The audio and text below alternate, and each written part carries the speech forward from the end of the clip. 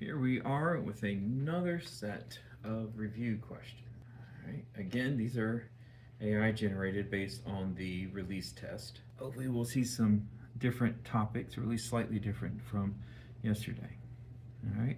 So this time they included the standards, which is helpful. This is Life Science Biology Standard 1.1, which is part of the Molecules to Organisms standards. Which statement describes the relationship between the nitrogenous base in a DNA molecule? Adenine pairs with guanine via hydrogen bonds. Cytosine pairs with thymine via covalent bonds. Cytosine pairs with guanine via hydrogen bonds. Adenine pairs with uracil via covalent bonds. Okay, so pause, think about the answer, and then come back. All right, now that you've thought about it and you got your answer in your head, let's see here. We know that in DNA, okay, we'll put RNA over here. In DNA, A always bonds to T, period, end of story. C always bonds to G, period, end of story. In RNA, A is going to bond with U. Uracil replaces the thymine, but you only find uracil in RNA. And C will always bond with G no matter what.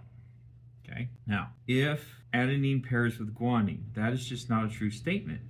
So that is not the answer. Cytosine pairs with thymine, also not true. The A and B, whether it's covalent or hydrogen, doesn't matter because the first part is not correct. Cytosine pairs with guanine, okay, possible. Adenine pairs with uracil, all right. Now, A does bond with U in RNA, and A bonds with T in DNA. So, and C always bonds with G. So, all right, these two are looking like our likely culprits, but we need to know which one is the best answer. Which statement describes the relationship between nitrogen bases in a DNA molecule? This says uracil, so that is RNA. Also, it would be hydrogen bonds, not covalent. So it is doubly not D. So the best answer would be C. Okay. So the first thing I would do is I would look for cytosine pairs with guanine. I would look for a pair that is true. Okay. Then I'd look at the second part where it's hydrogen or covalent, because they could have just as easily given you cytosine pairs with guanine via hydrogen and cytosine pairs with guanine via covalent. And then you would have to know that cytosine and guanine pair, but you'd also have to know that they pair by hydrogen bonds. So what happens is, let's say we've got our DNA molecule, right? And we're looking at those bases, all right? So you got A, C, T, G. Then over here you'd have a T, a G, an A, and a C. And in between each pair of bases is a hydrogen bond, H for hydrogen, okay? And the hydrogen bond is important because it's a weak bond. It's not very strong. And since it's not very strong, these two strands can be pulled apart. And when they're pulled apart, so let's say like this, so you've got bases over here and you got bases over here, then you can start making a new DNA molecule, right? That is how DNA replication happens. The DNA molecule has to unwind, and then you have one strand of DNA being formed this way. They just keep adding nucleotide after nucleotide.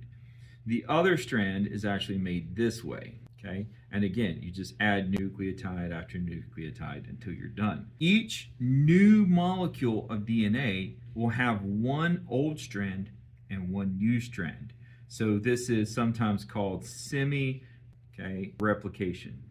All right, so hydrogen bonds in between the bases. Hydrogen bonding is important because it's weak and it can be unzipped. And once it's unzipped, we can make DNA, a new DNA strand. This is also very similar to how messenger RNA is made for protein synthesis. All right, question number 2. So this is 1.2. We're still in molecules to organisms. Let's see. A researcher is studying an enzyme that functions best in the acidic environment of the stomach, which is a pH of 2. What would most likely happen if the enzyme were moved to the small intestine, where the pH is approximately 8. The enzyme would increase its reaction rate to adjust to the new environment. The enzyme would change shape and lose its ability to bind to substrates. The enzyme would catalyze the reaction more efficiently at a higher pH. The enzyme would produce more substrate to lower the pH of the intestine. All right, so pause and think about your answer. All right, welcome back. And let's see, a researcher studying an enzyme that functions best. It functions best at a pH of 2, and it's being moved to where the pH is 8. So that pH is likely too high for this enzyme. Now, when the pH is too high or too low, or the temperature is too high, then usually what happens is the enzyme is going to denature. And denature is just a fancy way of saying it changes its shape. And when it changes its shape, it no longer functions the way it's supposed to. So the best answer here would be the enzyme would change shape and lose its ability to bind to the substrate. Okay? The enzyme can't increase its reaction rate. Now, if you add more enzyme, that would increase the rate, or maybe move it to its optimal pH or its optimal temperature. That might increase the rate. But the enzyme is not just going to magically do that on its own. It was already at the optimal, and you moved it to a not optimal. So it would not increase the rate. Enzyme would catalyze the reaction more efficiently. Well, no, because if the pH is too high or too low, or the temperature is too high or too low, then the enzyme cannot work efficiently. Maybe it still works, like maybe you move it from a pH of 2 to a pH of 3.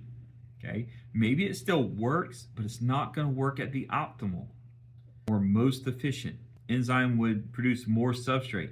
Enzymes don't produce substrate. So this brings us to the lock and key model. All right, if you have your enzyme here, all right, yes, it looks like Pac-Man. That's how us biology teachers draw enzymes. All right, now enzymes can do one of two things. They can either put things together or take things apart. So one example might be, we have something like this. We have these two particles. This is the enzyme, this is the substrate, okay? When these two come together, all right, here's my enzyme, here's my substrate 1, substrate 2. All right, this is called the enzyme substrate complex, all right? And then the next stage is the enzyme and the substrate separates. This is still the enzyme. It is reusable over and over again. And now those two substrate molecules have been joined together to make one big molecule. Or you might have something like this, where you have, so this is my enzyme. This would be my what? Right, substrate, okay? And then, all right, so what is this? This is my enzyme. What is this? Substrate. So this is the enzyme substrate complex, okay? And then again, your enzyme is released and reusable, and then this one molecule gets split into two smaller molecules. All right, so remember, enzymes are reusable. They can either make things join together faster, or they can make things split apart easier. They have an optimal pH and an optimal temperature. They're reusable. That's all I can think of right now. All right. Number 3, this is 1.3. A student observes a cell under a microscope and notes the presence of a large central vacuole, a cell wall, and chloroplast. Which type of organism is this student most likely observing? A bacterium, a muscle cell from a mammal, a moss plant, or a fungal species? All right, pause. All right, now that you're back, a student observes a cell under a microscope and notes the present large central vacuole. All right, that screams, first of all, it's a vacuole. So we know we're talking about a eukaryote. Has a cell wall, right? Cell wall by itself could be a prokaryotic bacteria with a cell wall, or it could be a eukaryotic plant, right? But when we add this large central vacuole, bacteria do not have vacuoles, okay? Bacteria certainly do not have chloroplasts, and vacuoles are membrane-bound organelles. So this must be a eukaryotic organism. The fact that it has chloroplasts and a large central vacuole scream that it is a plant. Okay, and we look at our answer choices. Bacteria, they're prokaryotes. They do not have membrane-bound organelles. They do not have a Golgi apparatus or mitochondria, chloroplast, don't have an endoplasmic reticulum. Muscle cell from a mammal.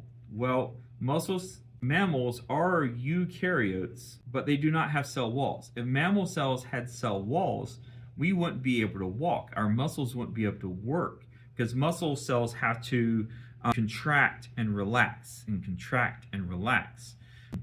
If they had cell walls, they wouldn't be able to do that. So we're not talking about a bacteria, we're not talking about a muscle cell. So that leaves us with a moss plant or a fungal species. Okay, both of these will have cell walls. Okay, so I guess I should have included cell wall or fungi there. Fungal species are eukaryotes, and so are moss plants. Okay, fungal species do not photosynthesize, so they will not have a chloroplast. All right, so the best answer would be moss plant. Moss plants are eukaryotes, and they do photosynthesize. So they would have a large central vacuole, they would have cell walls, and they would have a chloroplast. All right. Notice how I use the idea of eukaryote versus prokaryote to narrow down my choices to 3. And then I use my knowledge of plant cell structure, which organelles are in a plant cell, to narrow it down to, well, first to moss versus fungal, and then finally to moss. Okay. The questions aren't hard. You've just got to think through it. All right. Next, we're jumping to 5.1. So this is part of the ecology standards. During the so I'm not, that standard might not be correct because this is standards 6, 7, and 8 for the heredity unit. Anyway, during the process of transcription, what is the relationship between the DNA template and the resulting mRNA strand? The mRNA strand is an exact duplicate of the DNA template. The mRNA strand is complementary to the DNA template and with uracil replacing thymine. mRNA strand is composed of the same deoxyribose sugars as the DNA template. The mRNA strand remains attached to the DNA within the ribosome for protein assembly. All right, so let's think this through. Well, you think it through. Pause and think it through. All right, welcome back. So we're talking about transcription and what is the relationship of DNA and mRNA. All right, so a brief overview. The central dogma of DNA is DNA to RNA to protein. All right, DNA and RNA, this process, or DNA to RNA, is what we call transcription. We are transcribing. Script means write. Trans means across. So transcript, we are writing the DNA code onto an mRNA strand. So we're transcribing. And then when we go from mRNA to protein, that is called translation. Okay? Basically, what's going to happen is the DNA is going to unzip thanks to those hydrogen bonds. You're going to have a DNA strand, and then you're going to start building an mRNA strand. All right? This strand is complementary. So all that means, if this is an A, this is a U. If this is a G, this is a C. They're complementary base pairs. All right? That's transcription. Now, the mRNA is going to leave the nucleus and go out and find itself a ribosome. Ribosomes are R, or ribosomal RNA. At least that's part of it.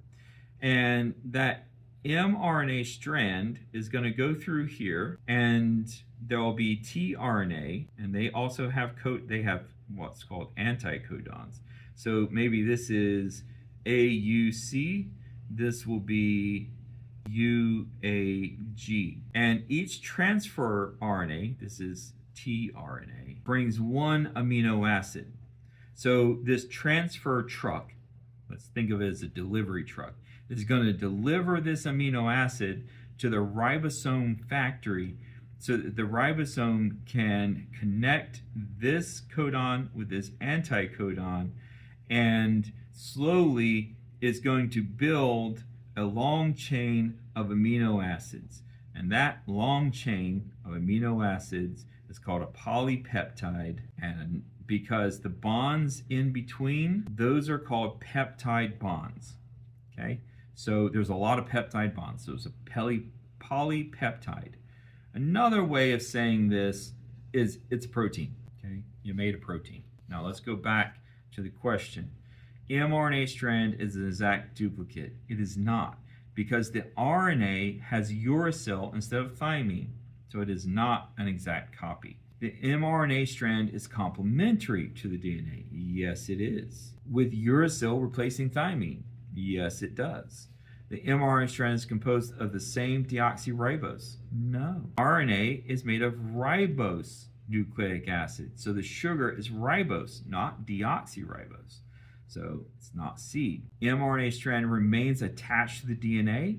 No, it does not. Because it leaves the nucleus, remember? That's what we said. It leaves the nucleus to go to the ribosome. So it's not D. So it must be B. Okay. Next, we have which statement best describes the outcome of meiosis? 2 genetically identical diploid daughter cells are produced. Okay. Now remember let me read it. 4 genetically identical haploid daughter cells are produced. 2 genetically unique diploid daughter cells are produced. 4 genetically unique haploid daughter cells are produced.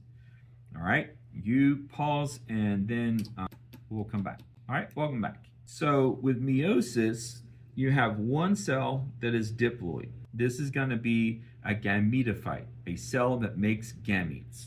Okay? And that gametophyte is going to go through meiosis 1 to form 2 new cells. Those 2 cells are then going to go through meiosis 2, and so you're going to end up with 4 cells that are haploid. Okay? Why is it important that they're haploid at this point? Because this gamete is going to join with a gamete from the other person, or the other dog or cat or whatever, and this haploid cell are going to join together to form one diploid cell. Okay, and so this process is fertilization. We talked about this in the last video, and then this is meiosis over here. So meiosis is going to give you 4 cells. Okay, so we can eliminate A and C very quickly because they say 2 cells. So 4 genetically identical haploid cells. Well, the haploid is correct, the 4 is correct. The genetically identical is not correct. Okay, 4 genetically unique haploid daughter cells are produced. Ding, ding. They're unique because, well, first of all, they have half the chromosomes as the original cell, so that makes them unique. Also, there's crossing over, which is where you have one chromosome really close to another chromosome during meiosis 1. And basically, I'm going to color this one in, and I'll leave that one not colored in. And what happens is, all right, so they swap pieces. And because they swap pieces, this is a brand new combination of genes. And so that increases variation. Crossing over increases variation. The other thing that happens is, let's say that original cell has a big A and a little a for some trait, and a big B and a little b for some trait. When it goes through meiosis, you might think, well, you would get 2 ABs, and that is a 25% chance that you would get the dominant traits, both of them. But there's also a 25% chance that you'd get a dominant and a recessive, or a recessive and a dominant, or you might get both recessive. This is what Mendel called independent assortment. Just because you get this gene doesn't mean you get this gene or this gene. It's random. They assort into the gametes independent of each other. So meiosis increases variation by crossing over and through independent assortment. Okay? All right. A red blood cell is placed in a solution with a much higher salt concentration than inside the cell. what will happen to the cell. So here we have the outside of the cell, and here's the inside of the cell. Water will move into the cell, causing it to swell and burst. Water will move out of the cell, causing it to shrivel. Salt will move into the cell until the concentrations are equal. The cell will maintain its shape because the cell membrane is impermeable to water. All right, pause, and we'll come back. All right, welcome back. So hopefully you have your answer ready. Water will move into the cell and cause swell to burst. Well, is going to move. See, water can move through the membrane. Salt cannot. So the question is, water wants to make everything the same concentration. Now, water can easily move back and forth through the membrane. So we have to ask ourselves, is the water going to move from a low concentration inside the cell? Wait, red blood cell is solution with a much higher salt. Yeah, okay. I want to make sure I made the diagram right. All right. So the water, is it going to move from low concentration to high concentration? Well, hold on. I said that wrong. We'll fix that in editing. Will the water move from this area that has a lot of water and a little bit of salt, or this area that, proportionally speaking, has a lot of salt and little water? Well, the water is going to, yes, some water is going to move in, but mostly water is going to move out of the cells. Why? Because the water is trying to balance the concentrations by diluting the concentration outside of the cell. Okay? And since the water is moving out, it is not going to swell and burst. All right, so B sounds really good. Salt will move into. Salt cannot easily move through the membrane. The cell will maintain its shape because the cell membrane is impermeable. If the cell membrane was impermeable to water, we would all dehydrate and die, right? Because what's the point of drinking water if our cells can't use it? So B would be the best answer there. Okay. If you had a slightly different scenario and you had a cell with lots of salt inside and maybe just a little bit on the outside, then water would primarily move into the cell. And this cell, this is answer choice A, okay? That would swell and burst because it's all that water is going into it. All right, let's see here. All right, now we're getting into some ecology. In a forest ecosystem, which group of organisms is responsible for breaking down dead organic matter and returning nutrients to the soil? All right, primary consumers, tertiary consumers, decomposers, producers. Pause, and we'll come back. Welcome back. And which organism is responsible for breaking down and returning nutrients to the soil? So these are going to be the things that break down dead leaves and dead possums and whatever else. Okay, so consumers are going to eat things, so it's not them. All right, producers take in sunlight and make sugar, so it's not them. So it's decomposers. That should be an easy one for you, but just remember the producers convert sunlight into chemical energy called sugar. The consumers are going to take that sugar and through cellular respiration convert it to ATP, which is what the cells actually use. Decomposers are going to use the dead organic matter of once living things. They're going to break that down into nutrition for themselves and also the soil and the ecosystem. All right, how do nitrogen-fixing bacteria contribute to the nitrogen cycle? They convert atmospheric nitrogen into a form that plants can absorb and use. They release nitrogen gas back into the atmosphere from decaying matter. They consume nitrates from the soil to produce energy through photosynthesis. They break down ammonia into carbon dioxide and water. Okay, so pause and come back. Welcome back. All right. They convert atmospheric nitrogen into a form that plants can absorb and use. Ding, ding. Plants cannot use the nitrogen in the air. It has to be fixed so that they can use it, right? And that is done by nitrogen-fixing bacteria. One of the reasons that George Washington Carver advocated for the planting of peanuts is that they are legumes. They're not actually nuts. They're in the pea family. And so they have little nodes in their roots. So like here's the peanut plant. and their roots have little nodes. And these little nodes contain nitrogen-fixing bacteria. And that bacteria will help fix nitrogen and enrich the soil. So he advocated that people or farmers should rotate their crops. And maybe they grow corn, then grow peanuts to put nitrogen back into the soil. And he found lots of different ways to use peanuts so that people would grow them and help the soil. All right, and let's see here. So now we're getting into genetics a little bit. And pea plants, tall or dominant T is dominant to short. So we got a lowercase for the recessive allele. If a heterozygous tall plant is crossed with a short plant, remember the only way you can show the recessive phenotype is if you have your homozygous recessive. What is the probability that an offspring will be short? All right, so we've got to do the Punnett square.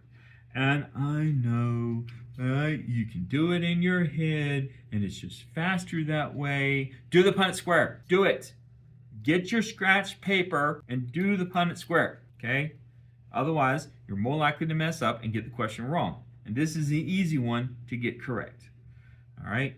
So we have one heterozygous parent and one homozygous recessive parent. All right?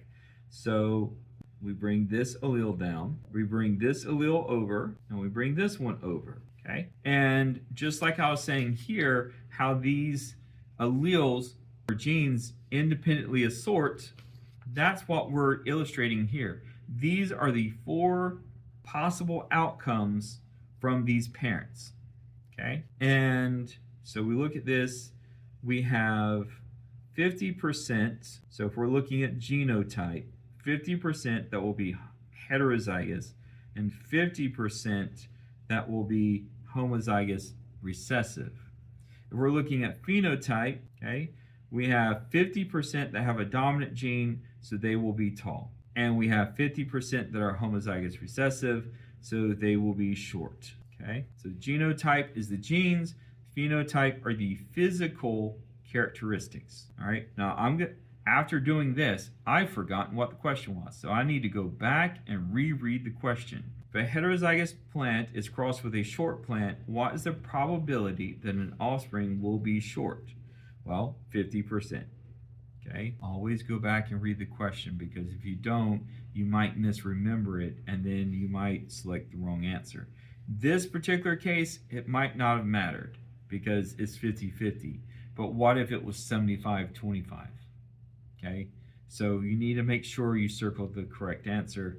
Go back and reread the question. Number 10, hip bones found in modern whales, which no longer serve a function for walking, are examples of which type of evidence for evolution? Homologous structures, vestigial structures, analogous structures, or embryological evidence. All right, so take a moment, pause, and welcome back. So what we're saying here, these are leftover structures that are no longer being used. A word that kind of means leftover is vestigial. So these are vestigial structures. Homologous structures would be something like if we looked at a human arm, right? And then we've got fingers, okay? So you've got 1 bone, 2 bones, wrist bones, palm bones, phalanges, all right? And we look at a whale flipper, then we see 1 bone, and we see 2 bones, and then we're gonna see some little wrist bones, and then we're gonna see some palm bones, and then we're gonna see some shortened finger bones, okay? It's the same structure, but different functions. This is an arm, this is a pectoral fin flipper thing for the whale, okay? Analogous structures would be like a bat wing, okay, and a butterfly wing, okay? They're both wings, so they're analogous to each other, okay? But they don't have the same structure. They do not show evidence of evolution. Homologous structures show evidence of evolution, all right? These just show that 2 different species solved flight 2 different ways. Embryological evidence, I don't know that I can really draw a good picture. I know I can't. But basically, what happens is at the very early stages, you could have three different species, maybe a turtle, a pig, and a chimp. Okay, and they look very similar. But then as they develop, okay, they start looking more different from each other, right? And then as time goes on, they look more and more different. But the fact that the early stages look so similar is evidence for evolution, okay? So this is evidence for evolution, and this is evidence for evolution, okay? Analogous structures are not. So they get eliminated very quickly. And then we look back at the choice, and we're talking about whale bones that no longer serve a function. That's homologous structures. All right, number 11.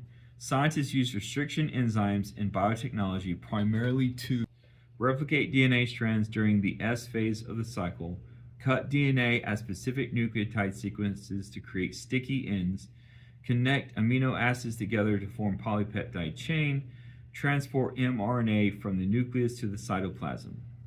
Okay, so go ahead and pause. All right, welcome back.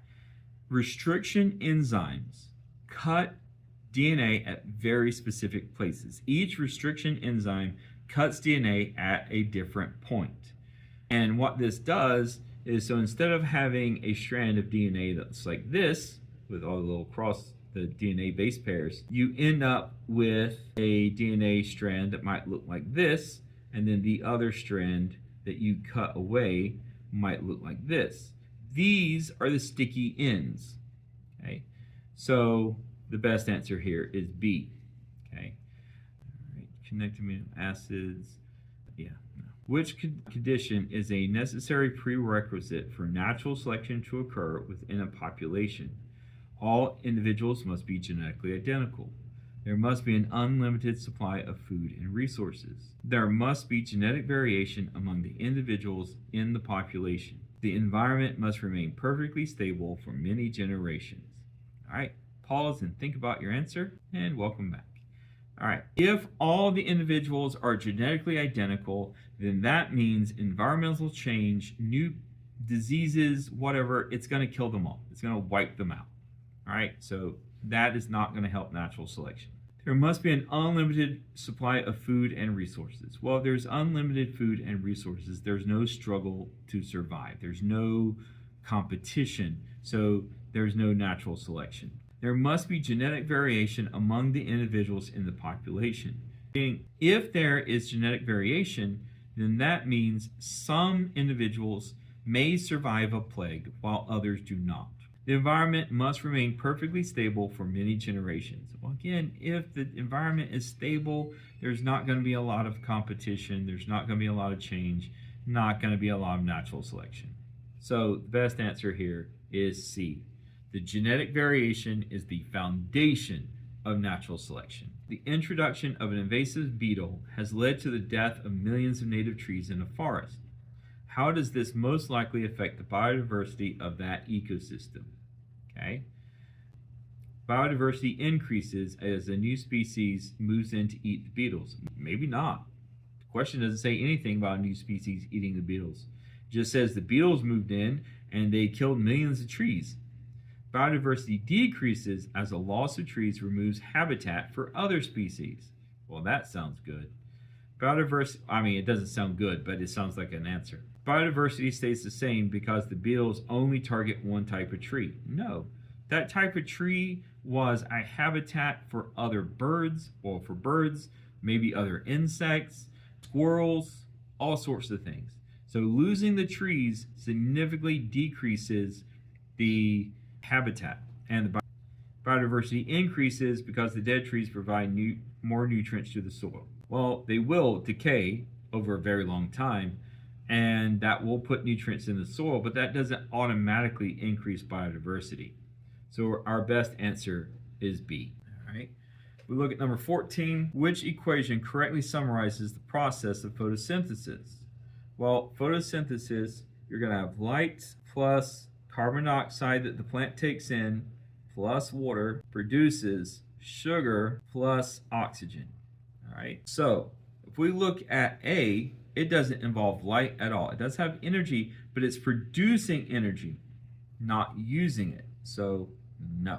Remember, this side is your reactants, the things that you are using, and this side is your products, the things that are being produced. This one uses carbon dioxide, water, and light energy to produce C6H12O6, which is sugar, is glucose, plus oxygen. Ding. So that sounds good. Carbon dioxide plus oxygen plus chlorophyll. No. Okay. Yes.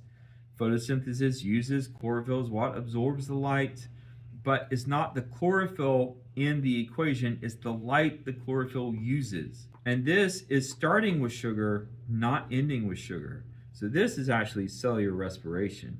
Okay. So the best answer here is B. Right? You should be familiar with both equations for photosynthesis and for cellular respiration. Number 15, if the producer level in an energy pyramid contains 10,000 kilocalories of energy, how much energy is available to the secondary consumers? All right, so remember, these are our producers, and we have 10,000 kilocalories of energy. Now, we know that 90% of energy is from the producers is lost or just used up, and so that the primary consumers only gain 10% of the producer's energy, and the secondary consumer only gains 10% of the primary consumer, and 90% is lost. Okay, now I'm going to go back and reread the question. If the producer level contains 10,000 kilocalories of energy, how much energy is available to the secondary consumers? Well, we started off with 10,000 and only 10% went up. So 10,000, 10% would be 1,000. And then 10% of that went to the secondary consumers, so that would be 100. So our best answer would be 100 kilocalories. All right. Number 16. Use the following dichotomous key to identify a bird. You will absolutely have a dichotomous key on the periodic table. Okay. A bird has short, stout, hooked beak. What is the identity of the bird? All right. Well, we start with the 1A says beak is long and thin. Beak 1B says beak is short and stout. This says short and stout. So we're going to go with 3. We skip all the way to 3. Beak is hooked, beak is straight. This says it's a hooked beak. So we go, and it's a hawk. So the answer is C. Okay? That's all there is to it. Follow the steps. Color blindness is a sex-linked recessive trait carried on the X chromosome. If a carrier female with a dominant and a recessive trait has children with a normal male, only has the dominant trait because it only has one X, what is the likelihood that their sons will be colorblind? All right. Now, we're going to do a Punnett square. Ms. Fro, I'm smart. I don't need to do the Punnett squares anyway. I feel like your math teacher telling you to show your work. All right. So we got one parent here. This is the mama. And then we got the dad over here. Okay. Now remember, the reason this is a sex-linked trait is it's on the X chromosome. Women have 2 X chromosomes, so they have a chance to be a carrier. All right. Males only have 1 X chromosome, so they either show the trait of colorblindness or they do not. This male has the dominant trait for normal vision, so they do not show colorblindness. But let's see what happens. So we're going to have, there's a possibility of 2 females. This female would have 2 dominant alleles. This female, or possible female, would be heterozygous. They would have 1 of each. So they would be a carrier. They carry the recessive gene, but they do not show the trait. All right? And then the boy, this potential boy, would get a dominant trait from the mother. This potential boy would get a recessive trait from their mother. So if we're talking about children, what are their chances of having a colorblind child? They have a 75% chance of having a child with normal vision, and a 25% chance of having a child that is colorblind. Okay, but let's go back to the question. What is the likelihood that their sons will be colorblind? Okay, Now, if we look at just the sons, it's a 50-50 chance. Okay, they could have a child with normal vision or a child that is colorblind, or a boy that is colorblind. So my answer to this question would be that there is a 50% chance that they will have a son that is colorblind. Okay, so this, like I mentioned earlier, do the work, go back and read the question.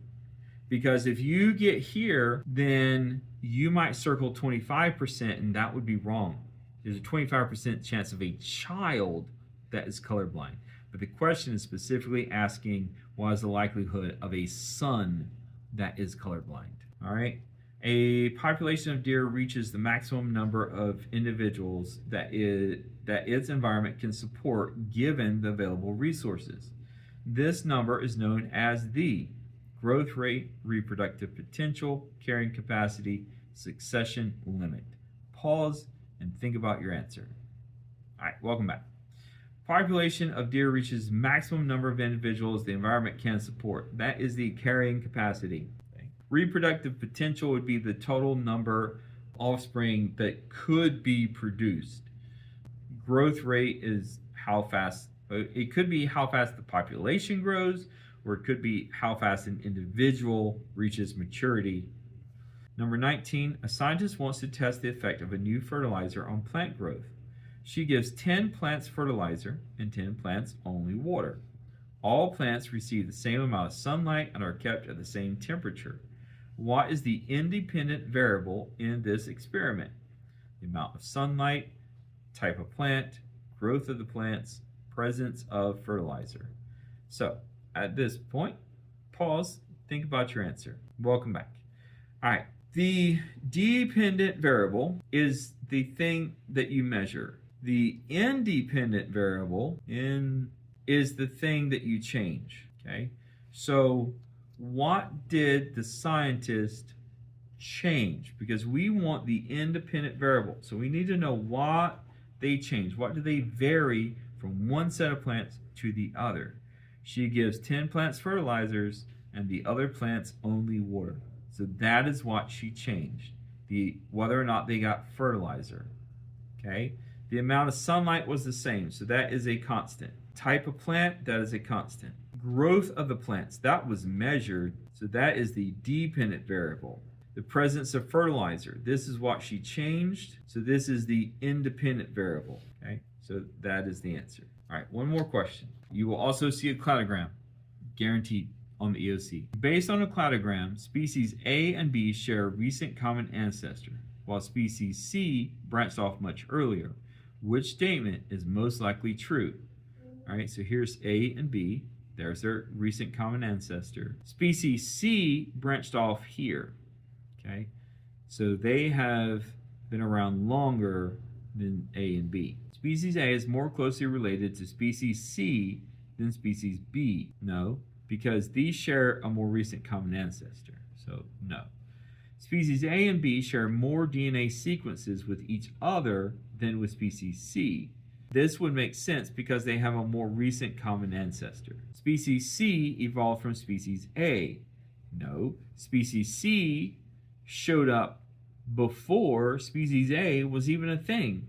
So how could C evolve from A? All three species are completely unrelated. No, because all three species can track back to this common ancestor. So they are related. So it can't be that one. All right, so the answer must be B. All right, that's it. I hope this video helps.